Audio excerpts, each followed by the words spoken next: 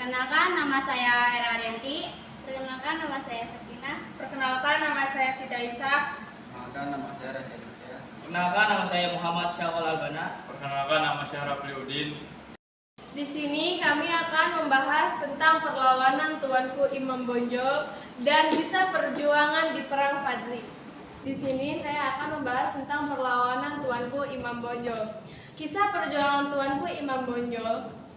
Tuanku Imam Bonjol lahir di Bonjol, Pasaman, Sumatera Barat, Indonesia, 1 Januari 1772 dan wafat dalam persaingan, dimakamkan di Lota, 6 November 1864. Ia merupakan seorang ulama yang berjuang melawan Belanda dalam peperangan yang dikenal dengan nama Perang Padri. Pada tahun 1803 dan sampai 1838, Tuanku Imam Bonjol bernama asli Muhammad Syahab dan merupakan putra dari pasangan Bayanuddin Syahab, adalah seorang ayah dari Imam Bonjol, dan Hamatun adalah seorang ibu dari Imam Bonjol. Ayahnya Khatib Bayanuddin Syahab merupakan seorang alim ulama yang berasal dari Sungai Rimbang. Kisah Tuanku Imam Bonjol di Perang Padri. Melansir dari Imam Resmi Kabupaten Banjarnegara, Tuanku Imam Bonjol adalah pahlawan yang dikenal berjuang di Perang Padri. Perang tersebut terjadi selama 18 tahun dan meninggalkan luka bagi orang Minang dan Madling atau Batak pada umumnya.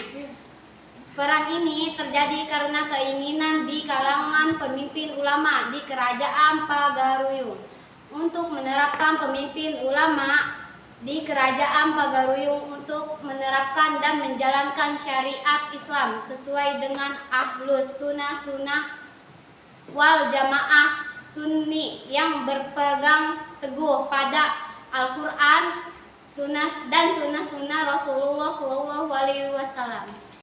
Kemudian pemimpin ulama yang bergabung dalam Harimau Salapan meminta Tuanku Lintang untuk mengajak yang di Pertuloan Pagaruyung beserta kaum adat untuk meninggalkan beberapa kebiasaan yang tidak sesuai dengan Islam bidah dalam beberapa perunding. Tidak ada kata sepakat antara kaum Padri. Penamaan bagi kaum ulama dengan kaum adat sering itu di beberapa negara dalam Kerajaan Pagaruyung pada tahun 1815 dan pecah bertempuran di Kota Tengah dekat Batu Sangkar. Sultan Arifin Muningsyarah terpaksa melarikan dari ibu kota kerajaan ke Lumbak, Jambi.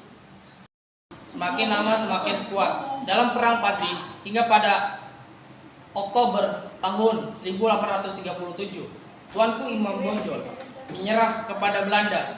Menyerahnya Imam Bonjol diikuti dengan kesepakatan bahwa anaknya yang ikut bertempur selama ini, Naali Sultan Cahaniago, diangkat sebagai pejabat kolonial Belanda. Terjadi perubahan perang pada tahun 1833 di mana perang perubahan menjadi antara kaum adat dan kaum Badri melawan Belanda. Kedua pihak bahu-membahu melawan Belanda. Pihak-pihak yang semula bertentangan akhirnya bersatu melawan Belanda.